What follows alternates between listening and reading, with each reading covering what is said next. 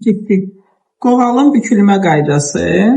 Yaymalarımız açılandan sonra qatlar üst-üstə qoyulur, yağlanır, üst qatına yağ çəkilmir. Və qatlama qaydasında bu bir balaca qaldırırıq xəttləri və xəttlər bir tərəfdən eyni olma şərti ilə bir tərəfini bizə rahat olan, xoş olan tərəfini saxlayırıq ki, onun üzərində qatlar rahat olsun. Və çalışdığımız qədər xəmiri cırmırıq ki, qoğalın üstündə qatların bilinsin, xəttlər əyri olmasın və bunu bükəndən sonra hansı bir tərəf bizə xoşdursa, o xoşu məsələn iki tərəfi də rahatdır. Biz onun bir tərəfini götürürük, gətiririk bir ucunu içəri qoyub və papaq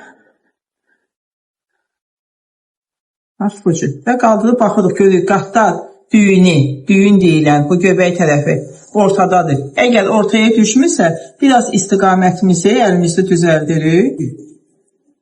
Xəttimiz uyğun olsun. Bax belə.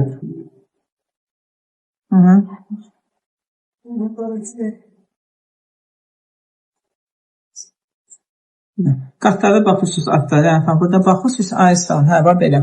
Gördünüz, bax burada uyğunluq. Bu xətt göbək tərəfi, nöqtə tərəfi düz ortaya düşməlidir ki, qoğalda deformasiya yaranmasın.